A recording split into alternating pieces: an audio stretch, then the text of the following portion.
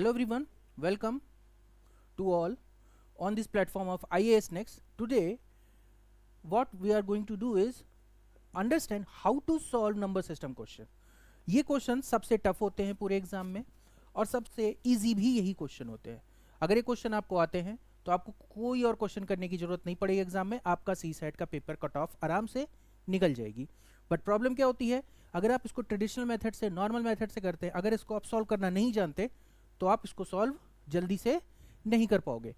तो आज हम ऐसे ही कुछ क्वेश्चंस देखते हैं जो प्रीवियस ईयर में आए हुए हैं. और ऐसा नहीं है, ये हर साल रिपीट होता है, सेम कॉन्सेप्ट पे रिपीट होता है, बस एक दो एक्स्ट्रा कॉन्सेप्ट के साथ आता है. याद रखिएगा, इसके क्वेश्चन कभी सिंगल कॉन्सेप्ट में नहीं आते, एक दो या तीन कॉन्सेप्ट साथ लेके चलते हैं.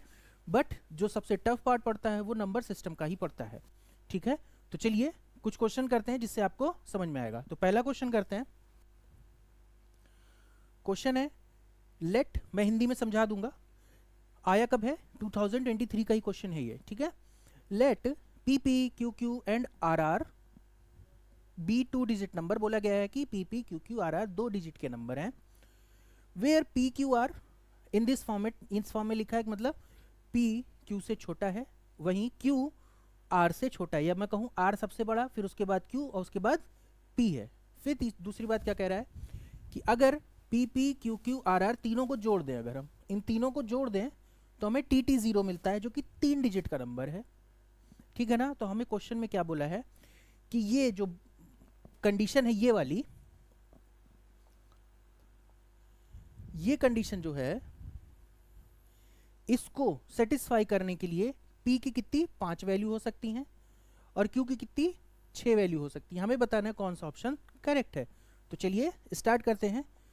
बहुत बेसिक से स्टार्ट करते हैं. ठीक है, देखिए किसी भी नंबर को, 2 डिजिट नंबर को हम लिखते हैं कैसे हैं. जैसे हमने क्यू क्यू लिया है, क्यू क्यू को हम कैसे लिखेंगे, कैसा नंबर है, 2 डिजिट. देखो सिंगल डिजिट नंबर जैसे लिखें 1 2 3 4 5 6 7 9. ठीक है, 5 6 7 9, ये कैसे नंबर है, सिंगल डिजिट नंबर है. वहीं पे इसके आगे जब बढ़ते हैं तो 10 11 12 13. तो अगर मुझे को 11 लिखना हो, जैसे 11 2 डिजिट नंबर है, इसको अगर मुझे रिप्रेजेंट करना हो तो मैं कैसे रिप्रेजेंट कर सकता हूँ, 10 प्लस 1, यानी number at 10th place, number at 1 place. तो वही कॉन्सेप्ट यहाँ भी यूज होगा. देखिए कैसे करते हैं. Q Q is what, 10q plus q, 10q plus q लिख सकते हैं. सेम आर आर के लिए लिख सकते हैं 10r plus r. And P P के लिए भी यही लिख सकते हैं 10p प्लस p लिख सकते हैं. कोई प्रॉब्लम नहीं है. चलिए आगे चलते हैं. तो हमसे क्वेश्चन में क्या कहा है कि इन तीनों का अगर हम सम कर देते हैं, if we add all these numbers, ठीक है ना, अगर हम इन सब का सम कर देते हैं तो हमें क्या मिलता है. देखिए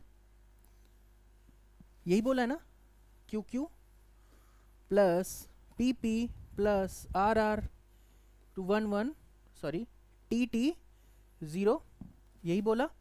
तो देखिए क्यू क्यू को क्या लिख सकते हैं यहाँ से, 10q plus q plus p P को क्या लिख सकते हैं, 10p plus p, same with 10r plus r. इसको क्या लिख सकते हैं अब हम, tt को, tt क्या लिख सकते हैं, tt को लिख सकते हैं ना हम, यहाँ मैं लिख रहा हूँ, equal to 100t plus 10t plus 0, क्योंकि लास्ट डिजिट तो 0 ही है ना, फर्स्ट प्लेस पे 0 है, तभी तो 110 हो रहा है ना, 10 जुड़ रहे हैं. कोई दिक्कत है यहाँ पे, कोई प्रॉब्लम नहीं. चलिए आगे चलते हैं. तो इसको हम क्या लिख सकते हैं, ये जो मैंने वैल्यूज लिखी हैं इसको हम क्या लिख सकते हैं, 11q plus 11p plus 11r equals to, इस वैल्यू को 11t 100t लिख सकते हैं. तो 11 कॉमन लेंगे तो क्या हो गया, ये q plus p plus r equals to 10t. यही बना, देखिए यही बनेगा Q P R equals to 10 T. मतलब क्या बताया गया है कि टी की कोई एक वैल्यू के लिए ये 10 का मल्टीपल बनेगा, टी की कोई भी वैल्यू के लिए 10 का मल्टीपल बनेगा, ठीक है ना। एक चीज और भी समझिए कि पी क्यू आर कैसे हैं, सिंगल डिजिट के नंबर हैं। कैसे हैं, एक एक डिजिट के नंबर है। तो एक डिजिट के नंबर में मैक्सिमम सम कितना हो सकता है, अगर सारी डिजिट को आप ऐड करोगे, किन्हीं 3 डिजिट को मैक्सिमम कितना हो सकता है। तो अगर हम 1 2 3 4 ऐसे ऐड करें, 1 2 3 4 5 6 7 8 और 9 आगे जाएंगे तो 2 डिजिट हो जाएगी। तो इनमें से किन डिजिट को मैं ऐड करूं, 3 कि मैक्सिमम नंबर बने, तो हमारा कौन सा है, यही बनेगा, यही पेयर सही है 7 8 9। तो 7 8 9 का नंबर होता है 24, यानी इसकी मैक्सिमम वैल्यू 24 हो सकती है। तो अगर t की वैल्यू मैं 1 लेता हूं, इफ t इज 1, तो q p r मेरा 10 के बराबर होगा। और अगर मैं t को लेता हूं 2, तो मेरा q p r 20 के बराबर होगा। अब मुझे इन्हीं में वैल्यू में चेक कर लेना है, जिससे मेरा आंसर आ जाएगा, ठीक है। अभी इसको चेक कर लेता हूं, पर उसके पहले आप इसको नोट कर लीजिए, फिर मैं इसको डिलीट करता हूँ। पॉज करिए, नोट करिए, उसके बाद फिर इसको डिलीट करता हूँ। मैं क्लियर कर रहा हूँ इसको, ठीक है। चलिए आगे चलते हैं। ये आपने देख लिया, अब देखते हैं, देखिए P Q R equals to 10, first category लेते हैं। तो एक बात मुझे बताइए, ये याद रखिएगा कंडीशन कि आर क्यू से बड़ा है और क्यू पी से बड़ा, यानी पी सबसे छोटा नंबर है, आर सबसे बड़ा नंबर है। इसको 10 बनाने के लिए हमें क्या करना पड़ेगा, इसको मैंने लिया 7, आर अगर मैंने 7 लिया तो यहाँ क्यू कितना होना चाहिए 2, तो पी कितना होना चाहिए 1, हो सकता है। नेक्स्ट यहाँ मैंने 6 ले लिया, तो इसको कितना होना पड़ेगा 3, और इसको 1, क्योंकि तीनों अलग अलग नंबर हैं, इक्वल नहीं है, देखिए इक्वल नहीं है, अलग अलग हैं, ठीक है। और लेता हूँ, इसको मैं लेता हूँ 5, यहाँ मेरे को 3 और प्लस 2, इससे छोटा नंबर हो नहीं सकता, क्योंकि ये 5 4 कर दूंगा तो ये बड़े हो जाएंगे। यानी यही 3 वैल्यू पॉसिबल है किसके लिए, 10 के लिए, यही 3 वैल्यू पॉसिबल है 10 के लिए। तो हमारे पास वैल्यू क्या बन गई, पी देखिए कितना बन रहा है, यहां से हमें कितने पी मिले, 2 पी मिल गए, एक 1 और एक 2, 2 पी मिले ना, एक 1 और एक 2। तो इस कंडीशन से हमारे पास पी कितने हैं 2, और क्यू कितने हैं अगेन 1 एंड 2, 6 3 9 1 10, 5 3 8 2 10, यानी यहां से हमें क्यू भी कितने मिले 2, ठीक, 7 2 9 1 1 10, ठीक है ना। और कोई वैल्यू हो सकती है क्या, एक वैल्यू भी और होगी, देखिए 5 प्लस, यहां मैं 3 की जगह 4 लिख सकता हूं, प्लस 1। तो अभी हमारे पास क्यू कितने हैं, 1 1 1 और 2, यानी क्यू अभी 2 भी हैं, बट एक 4 और ऐड गया, तो 4 3 2, यानी क्यू हमारे पास कितने हो गए 3, क्यू हमारे पास कितने हैं 3, क्यू हमारे पास कितने हैं 3। तो पहली कंडीशन से हमें पी 2 मिल रहे हैं और क्यू 3 मिल रहे हैं। अब दूसरी कंडीशन लगाते हैं, ठीक है, इसको एक बार आप नोट कर लीजिए, फिर दूसरी कंडीशन लगाते हैं, ठीक है। मैं इसको क्लियर कर रहा हूं। पहली condition P plus Q plus R equals to 10 से हमें P मिला है 2, Q मिले हैं 3, ये एक कंडीशन है, और ठीक है। अब दूसरी कंडीशन देखते हैं, P plus Q plus R 20,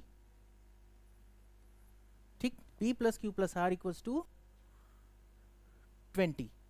यहाँ पे देखिए, अब P Q R को हमें 3 वैल्यू देनी है, 20 बनाना है। कैसे बना सकते हैं, है सिंगल ही डिजिट, सिंगल डिजिट से ज़्यादा नहीं करेंगे। तो R को सबसे बड़ा रखते हैं, पहले R को रखा 9, यहाँ कितनी वैल्यू और दें हम, 11 वैल्यू चाहिए हमें, तो इसको दे दिया हमने 6 और इसको दे दिया हमने 5, ठीक। फिर R को भी हमने 9 ही रखा, प्लस इसको मैं 7 भी कर सकता हूँ, Q को 7 कर सकता हूँ कि नहीं,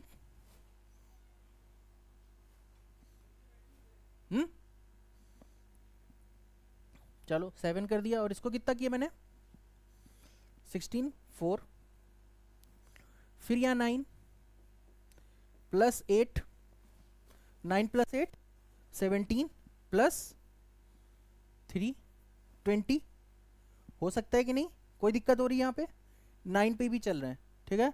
अच्छा अब आते हैं 8 पे, यहाँ मैंने 8 लिया, प्लस 8 के बाद दूसरा छोटा नंबर 7, और फिर यहाँ पे 5, 20 हो रहा है कि नहीं हो रहा है बताइए।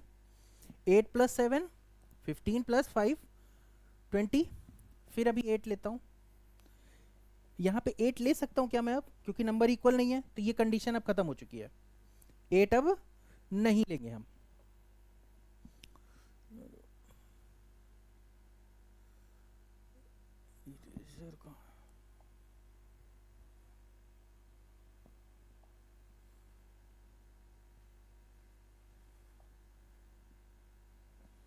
एक मिनट बस, एक मिनट, ठीक है, यहाँ देखते हैं, ज़्यादा समझ में आएगा आपको, ठीक है। P plus Q plus R, ठीक है ना, यहाँ पे देखते हैं इक्वल्स टू 20। हमने क्या पढ़ा अभी, हमने r को सबसे बड़ा नंबर लिया 9, तो अगला उससे छोटा नंबर 8, तो 9 प्लस 8 17 प्लस 3, एक वैल्यू हमारे पास बन गई। फिर ऐसे ही हम लेते जाएंगे, फिर 9 लिया, दूसरा छोटा नंबर 7 प्लस 4, फिर 9, 8 और 7 ले चुके हैं 6, 9 एंड 6 15 प्लस 5, खत्म।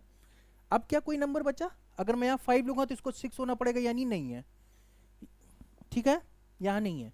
फिर आते हैं 8, 8 के बाद क्या आएगा, 8 के बाद क्या आएगा, 8 के बाद आएगा हमारे पास 7, 8 7 15 प्लस 5 प्लस 5, फिर 8 के बाद क्या आ रहा है 8 प्लस 6 14, और प्लस 6 बन सकता है क्या, नहीं, ये पॉसिबल नहीं है, क्योंकि दो नंबर सेम हो गए, तो ये वाला हमारा पॉसिबल नहीं है, तो इसको हम हटा देंगे, ठीक है ना, इसको हम हटा देंगे, ठीक है। अब देखते हैं 7, अगर मैं यहाँ 7 लिखता हूँ तो 7 के बाद छोटा नंबर कौन सा है 6, 7 के बाद छोटा नंबर कौन सा है 6, तो 7 और 6 13 प्लस 7, अगेन दो नंबर इक्वल हो गए। इसको भी हम ले सकते हैं क्या, नहीं, इसको भी हम नहीं ले सकते। अब क्या करूं मैं, तो इसको भी हटा देता हूं, तो कोई भी ऐसी वैल्यू अब है नहीं जिसको हम इसमें ऐड कर सकते हैं, कर सकते हैं क्या, नहीं ना, क्योंकि नंबर छोटे होते चले जाएंगे, और हमारी ये condition P plus Q plus R equals to 20 जो है, इसमें कंडीशन क्या लगी है कि P is less than Q less than R, ठीक है ना, यही कंडीशन लगी हुई है। तो R सबसे बड़ा होगा, उसके बाद फिर Q होगा, उसके बाद P होगा, बट अगर मैं इसको आगे बढ़ाता हूं तो ये कंडीशन बदल जाएगी।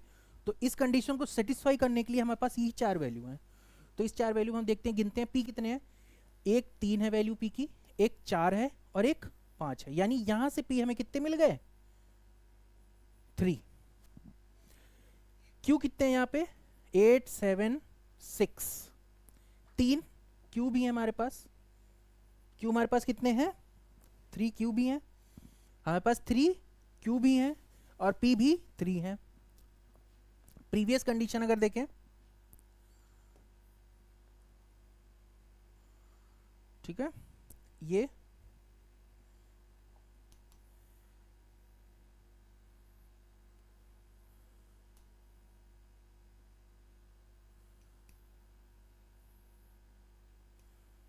इसको किनारे कर देता हूं मैं, ठीक है, चलिए लिखते हैं। पहली वाली कंडीशन क्या थी, P plus Q plus R 10 था, यहां से हमें P कितनी वैल्यू मिली थी 2 और Q कितनी मिली थी 3, तो देखिए टोटल P और Q की वैल्यू कितनी है, यहां से 3 और 2, यानी टोटल इक्वेशन से हमको जो पॉसिबल वैल्यूज हैं वो P की कितनी है 5 हैं, और Q की कितनी है 6 है, ये P है और ये Q है, दिख रहा है। टोटल P की कितनी वैल्यू हमको मिली 5, Q की हमको कितनी वैल्यूज मिली 6। अब आते हैं अपने क्वेश्चन पे, कहाँ गया?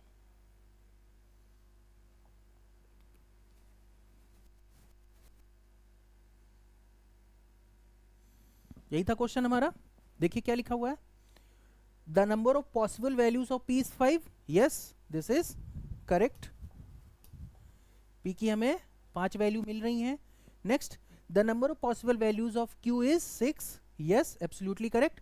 यहां भी हमको ये मिल रही हैं, तो हमारे दोनों ऑप्शन करेक्ट हो गए, यानी हमारा ऑप्शन सी करेक्ट है। ठीक है, देखिए बहुत बेसिक था, बहुत बेसिक नंबर सिस्टम का कॉन्सेप्ट यूज करके क्वेश्चन हुआ है। Basic number system plus counting, हमने क्या यूज किया है, basics of number system plus counting. ये शब्द जो मैंने बोला ना काउंटिंग, ये शब्द यूपीएससी ने भी यूज किया था। जिस पहले क्वेश्चन आया था कहा गया था बहुत टफ क्वेश्चन है, ये one of the toughest question था, बहुत लोग सॉल्व नहीं कर पाए थे, समझ में ही नहीं आया था कि कैसे करें। ठीक है ना, इसको कहा गया था आईआईटी का क्वेश्चन दे दिया गया है, बट ऐसा नहीं था, बेहद इजी क्वेश्चन था। यूपीएससी ने भी यही बोला था कि बेसिक काउंटिंग का क्वेश्चन है सर, आईआईटी का क्वेश्चन नहीं है। मे बी आईआईटी में आया होगा, आईआईटी में भी आता है, काउंटिंग का ही क्वेश्चन आता है, क्लास 12 लेवल 10th लेवल का क्वेश्चन है ये। ठीक है, तो इस क्वेश्चन में दो कॉन्सेप्ट यूज हो रहे थे, एक तो बेसिक नंबर सिस्टम जो आपको नंबर्स को रिप्रेजेंट करना आना चाहिए, नंबर की प्लेस वैल्यू और उनकी फेस वैल्यू, ये दोनों चीजें आपको पता होनी चाहिए। बेस इसमें रिप्रेजेंट कैसे करते हैं लिखना पता होना चाहिए, और काउंटिंग कैसे करते हैं ये पता होना चाहिए। ठीक है, अगर इतनी चीजें आपको पता होती, थोड़ा सा ध्यान दिया होता, ये बहुत इजी क्वेश्चन था। ठीक है, ऐसे ही क्वेश्चन धीरे धीरे यूपीएससी में बढ़ते चले जाएंगे। इवन यूपीएससी नहीं, यूपीपीसीएस में, सी सेट के सेक्शन में, आरओ में, अपकमिंग एग्जाम जैसे और जो एग्जाम लेते हैं, जैसे ईपीएफओ का एग्जाम हो गया, या आपका असिस्टेंट कमांडेंट का एग्जाम हो गया, या आपका सीडीएस का एग्जाम हो गया, इन सब में ऐसे क्वेश्चन आते हैं, वो बेहद इजी क्वेश्चन होते हैं ये। ठीक है, तो इनको करते हैं। अगर आपको और इससे सीखना है तो मेरा एक बैच भी इस समय लाइव है सी सेट का, आप इंस्टीट्यूट आके विजिट करके एनरोल कर सकते हैं, या फिर नंबरों पे कॉल करके डिटेल ले सकते हैं। ठीक है ना, मैं उसमें पूरा कंप्लीट बैच कराता हूँ, जिसमें हम कंप्लीट कॉम्प्रीहेंशन पढ़ते हैं, देन नेक्स्ट कंप्लीट रीजनिंग पढ़ते हैं, एंड कंप्लीट मैथमेटिक्स यानी क्वांटिटेटिव एप्टीट्यूड भी करते हैं। ठीक है, चलिए नेक्स्ट क्वेश्चन देखते हैं।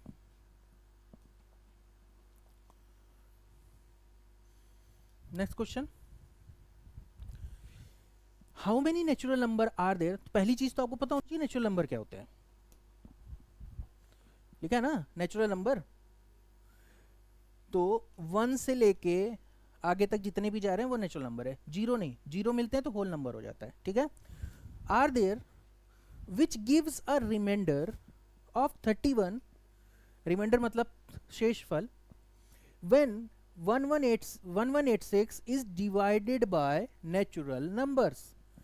अब ये बोल रहा है कि कितने ऐसे नेचुरल नंबर हैं, ठीक है, जो कि 86 को जब डिवाइड करते हैं, भाग देते हैं, तो 31 रिमाइंडर बचता है। तो पहले देखते हैं इसकी बेसिक इक्वेशन क्या इसने लिखी है। इसे कहते हैं रिमाइंडर थ्योरम। क्या कहते हैं इसे? रिमाइंडर शेषफल की थ्योरम। दिख रहा है ना आपको?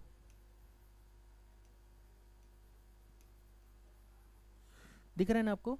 ठीक है, रिमाइंडर थ्योरम कहते हैं। ठीक है, इसको कैसे रिप्रेजेंट करेंगे भी देखते हैं।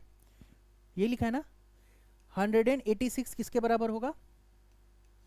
कोई नंबर हमने देखा, कोई भी नंबर हम देख सकते हैं, कोई नंबर क्यू है, ठीक है, इनटू उसमें कुछ मल्टीप्लाई होगा n, यही रियल नंबर है, यही रियल नंबर है ना जो इसको डिवाइड करेगा, प्लस रिमाइंडर कितना, शेषफल कितना 31। ऐसे ही लिखा हुआ है कुछ कि कोई एक रियल नंबर है जिसको हमने क्यू इंटू एन की फॉर्म में लिखा है, मतलब कोई एक नंबर क्यू है जो n टाइम इसको डिवाइड कर देगा, तभी तो आपको क्या मिलेगा, ये रिमाइंडर मिल रहा होगा। यानी कि q इंटू एन किसके बराबर है?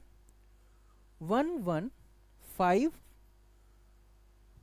के बराबर है, 1155 के बराबर है। ठीक है, इसी के बराबर है ना, कोई दिक्कत, कोई दिक्कत किसी को? ठीक है, अब मुझे बताइए, ठीक है, यहां तक तो हो गया, ये क्वेश्चन ने बोला था बस। अब इसने जो नहीं बोला, यहां जो कॉन्सेप्ट अब यूज होंगे वो होंगे फैक्टर्स के कॉन्सेप्ट, यानी फैक्टराइजेशन के कॉन्सेप्ट। तो पहले इसको तोड़ लेते हैं फैक्टर्स में। तो इसके फैक्टर क्या होंगे? 11, 11, 5, 5 के। आपको 1 मिनट दे रहा हूँ, फटाक से जरा फैक्टर्स को निकाल लीजिए, वीडियो पॉज करिए और फैक्टर निकालिए। मैं जो लिखूंगा उसको मत देखिएगा, पहले निकालिए, ठीक है, निकालिए, बताइए। फैक्टर होंगे 3, 5, 7, 11। अब कहोगे सर ऐसे कैसे निकाल दिया, पता कैसे चलेगा किससे डिवाइड करेंगे? तो डिविजिबिलिटी रूल भी पता होना चाहिए। तो डिविजिबिलिटी रूल क्या कहता है कि अगर किसी भी नंबर का सम, किसी भी नंबर का सम, जैसे ये लिखा है ना 1155, तो मैं सभी नंबरों को जोड़ दूं, 1 + 1 + 5 + 5। अगर ये 3 से डिवाइड हो रहा है तो ये नंबर 3 से डिवाइड होगा। तो पहला तो दिख गया। दूसरा क्या कहता है, अगर किसी नंबर के लास्ट में 5 लिखा हुआ है तो वो 5 से डिवाइड होगा, अगेन सही हो गया। तीसरा क्या लिखा हुआ है, तीसरा क्या लिखा हुआ है, तीसरा लिखा है 7। अगर किसी नंबर, अभी आगे देखेंगे जब इसको सॉल्व करते हैं ना तो हमें नंबर दिखते चले जाते, हम देख लेते। अगर किसी नंबर का अंत को हटाओ, लास्ट नंबर को क्या करो, माइनस हटा दो, तो कितना बचेगा मेरे पास, 115। इसमें 2 मल्टीप्लाई करो, इसमें क्या करो, 2 मल्टीप्लाई करो और इसको माइनस कर दो, क्या कर दो, माइनस कर दो। 2 मल्टीप्लाई करो और इसको माइनस कर दो, क्या आया, 105। 105 किससे डिवाइड होगा, 7 से डिवाइड होगा ना। या फिर जब भी इसको करोगे तो या तो 7 का मल्टीपल कोई आए या 0 आए। अगर ये दोनों ही आ रहे हैं, जैसे इसको अब मैं और आगे सॉल्व करता हूं, तो 10 - 5 हटाया इंटू 2, तो 10, 0 आ गया, यानी ये 7 से डिविजिबल है, ठीक है। फिर लास्ट 11 कैसे लिख दिया मैंने, तो अगेन फैक्ट वो डिविजिबल रूल। जब भी कोई नंबर ऐसे फॉर्म में लिखा है a b b, तो ये 11 से डिवाइड होता है। ये किससे डिवाइड होगा, 11 से। 11 का क्या कहते हैं कि ऑल्टरनेट नंबर को ऐड करो, ऑल्टरनेट नंबर्स को ऐड करो और उनका डिफरेंस ले लो। ऑल्टरनेट नंबर कौन कौन से हैं, एक के बाद एक नंबर छोड़ के दूसरा लोगे, तो 1, 5, 6, आगे कुछ है ही नहीं तो रुक गए। इसमें भी देखो इसको छोड़ा था ना, तो इसको छोड़ के इसको लोगे तो फिर 6, दोनों का सम, सॉरी डिफरेंस 0 आ गया। या तो 0 आए या 11 का कोई मल्टीपल आए, तो किससे डिवाइड होगा, 11 से। इसीलिए मैंने यहाँ पे 3, 5, 7, 11 लिख दिया। उस पे चलते हैं नोटपैड पे, तो ज़्यादा समझ में आएगा, ठीक है।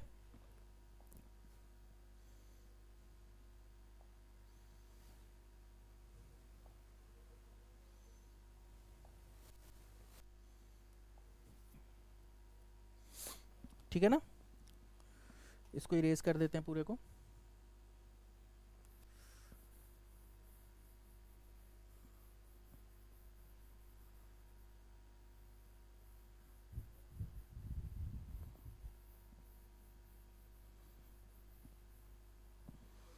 ठीक है, हम कहां तक पहुंच गए थे, हम पहुंच गए थे q into n equals to 1155 हो गया था। ये आया कैसे था, ओरिजिनल इक्वेशन थी 1186 equals to q into n plus 31। नहीं आया तो एक बार रिपीट कर देता हूं कि कोई भी नंबर है q, जब इसको डिवाइड करेगा तो उसका कोई मल्टीपल होगा, जैसे लिखा है 12 या जैसे लिखा है 50 या 52। तो अगर मैं इसको 5 से डिवाइड करूंगा तो क्या आएगा, 5 से डिवाइड तो हो जाएगा पर कितनी टाइम, 10 टाइम, 50 आना है ना। तो 10 इंटू 5, रिमाइंडर कितना है 2। तो यहां मैंने यही लिखा हुआ है कि 186 किसी नंबर से डिवाइड हो रहा होगा, तो q इंटू एन प्लस उसका रिमाइंडर, रिमाइंडर मैं इधर ले गया तो ये बन गया मेरे पास।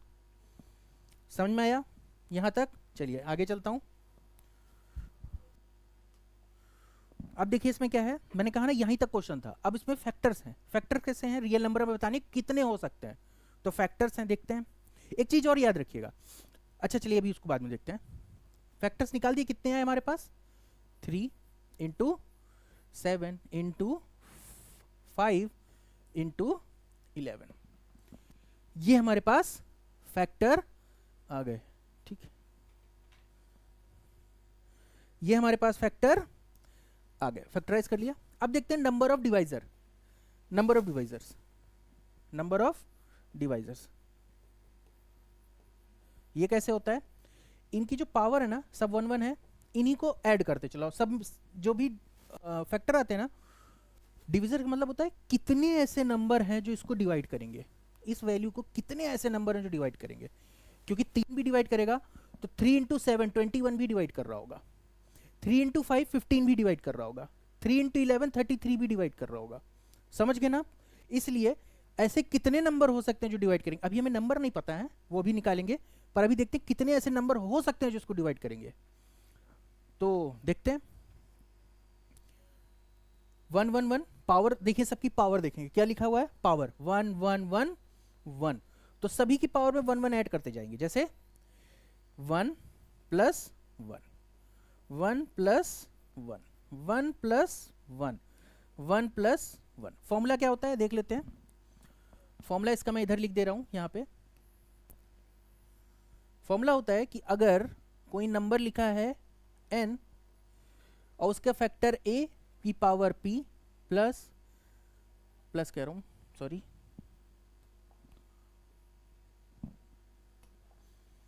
a की पावर p इंटू b की पावर q इंटू c की पावर s एक्सेट्रा, तो नंबर ऑफ डिविजन कितने होंगे, p plus 1, q plus 1, s plus 1। ठीक है, यही लिखा है मैंने यहां पे।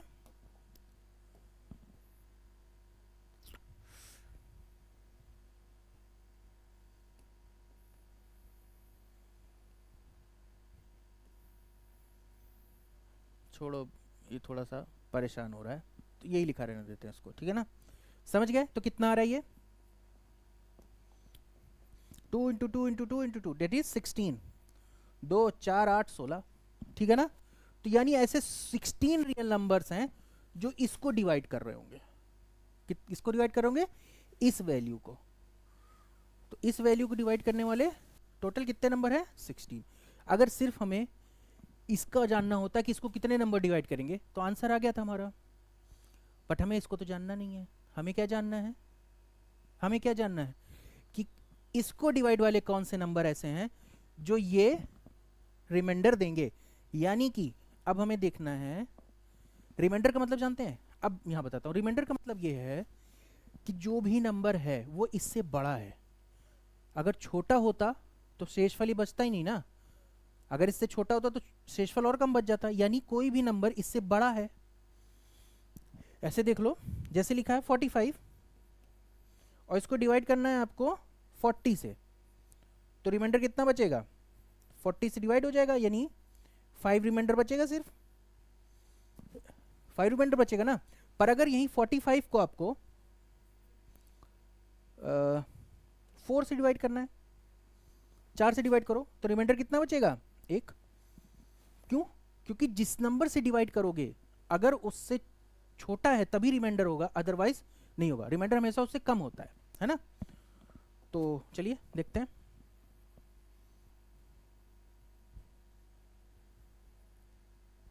यहां तक समझ गए ना। तो ये 16 आ रहा है, इसको थोड़ा सा छोटा करके अलग लिख देता हूं।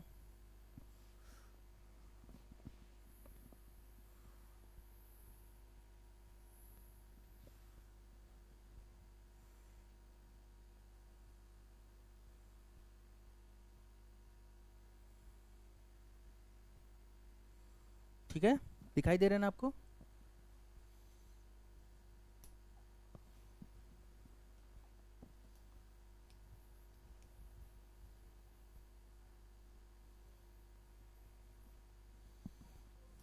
ठीक, चलिए आगे देखते हैं हम।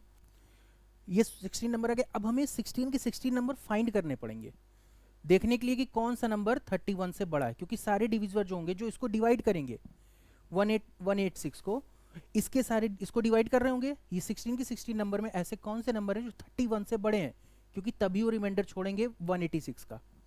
ठीक है, तो देखते हैं सबसे पहले, तो एक तो 3 ही है ये यहाँ पे, एक 7 है, एक 5 है, एक 11 है। 3 और 5 को मल्टीप्लाई करोगे तो आएगा 15। पहले डबल डबल पेयर ले रहे हैं। 3 और 7 को करोगे तो 21, 3 और 11 को करोगे तो 33। अब 5 पे आते हैं, 5 और 7 35, और 5 और 11 55, ठीक है ना, क्योंकि 3 से तो मल्टीपल लिख चुके हैं ना। फिर 7 देखते हैं, 7 और 5 35 अगेन लिख चुके हैं, यानी 7 77। ये तो डबल डिजिट वाले हो गए। अब 3 डिजिट का ग्रुप लेते हैं, 3 7 और 5, 3 इंटू 7 21 और 5 21 और 5 105, यानी 105 भी होगा, ठीक है। फिर ये ग्रुप ले लिया, अब ये ग्रुप लेते हैं, फिर ये ग्रुप लेंगे, तो 7 इंटू 5 35, 35 इंटू 11, 35 इंटू 11 कितना होगा, देखो डायरेक्टली कर सकता हूं पर आपको दिखा दे रहा हूं। 35 इंटू 11, 11 को मैंने फिर से बताया काउंटिंग 10 प्लस 1 लिख सकते हैं, यानी 385 लिख सकते हैं। 350 प्लस 35 385 लिख सकते हैं, सॉरी 385, तो ये वैल्यू 385 हो गई। ये पेयर ले लिए थे, ये पेयर ले लिए थे, एक पेयर बचा है अभी 11 के साथ, है ना। 11 3 का पेयर बचा है, 11 3 और 7 एक बार लेंगे, ऐसे 11 3 और 5 लेंगे, है ना। तो ऐसे नंबर बनते चले जाएंगे, एक बार चारों ले लेंगे तो 1155 तो बन ही जाएगा, यानी कि दो नंबर बीच के रह रहे हैं ना, 1155 तो बन ही जाएगा, ठीक है। चलो और तो कुछ नहीं है, ठीक है, समझ रहे ना। तो एक बार इसको देख लेते हैं। तो जब लेंगे इसको तो एक और नंबर हमारे पास बनेगा, उसका नाम है 165, 231 और 1055। ये सारे नंबर जितने भी आए हैं ये किसको डिवाइड करेंगे, 1155 को, मतलब 1155 को ये डिवाइड कर देंगे, ठीक है ना। ये डिवाइड कर देंगे, कोई दिक्कत यहां तक नहीं। चलिए बस आगे चलते हैं। अब देखिए 31 रिमाइंडर बचने के लिए क्या चाहिए, 31 से बड़े नंबर चाहिए, उससे छोटे नंबर नहीं चाहिए। तो 31 से बड़ा नंबर कौन है, 33 के बाद वाले हैं सारे। तो 1 2 3 4 5 6, 16 में 6 घटाओ कितने बचे, 16 में 6 घटाओ कितने बचे, 10। कितने बचे, 10।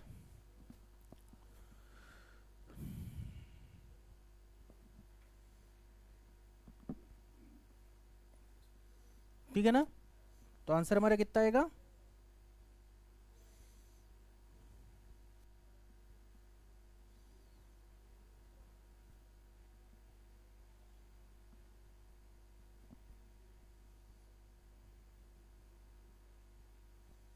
ठीक है ना। तो देख लेते हैं कितने नंबर हैं, 1 2 3 4 5 6 7 8 9। तो टोटल नंबर कितने हो गए, 9। टोटल नंबर कितने हो गए, 9। अरे ये एक कन्फ्यूजन हो रही होगी ना आपको कि सर हम ये बताओ, आपने तो यहाँ 16 दिखाए थे, यहाँ तो बने थे 15 ही। तो याद रखिएगा एक एक भी रहता है हमेशा बाय डिफॉल्ट, ठीक है ना, एक तो सभी को डिवाइड करता है ना। तो ठीक है, तो कितने नंबर बन रहे हैं यहाँ पे, एक को हटा देंगे तो 9 टोटल नंबर ऐसे हैं, क्योंकि एक को भी हटाना पड़ेगा ना। तो एक्चुअली हम यहाँ पे 6 नहीं, यहाँ पे हम 7 हटा रहे हैं, तो हमारे पास कितना आ रहा है, 9। तो ऐसे कुल 9 नंबर हैं, टोटल 9 नंबर्स हैं जो इस 186 को डिवाइड करेंगे और हमें 31 रिमाइंडर देंगे। देखो क्वेश्चन लगा होगा, समझाने में मेरे को टाइम लग रहा है, पेपर में इतना टाइम नहीं लगेगा अगर आपको सिंपल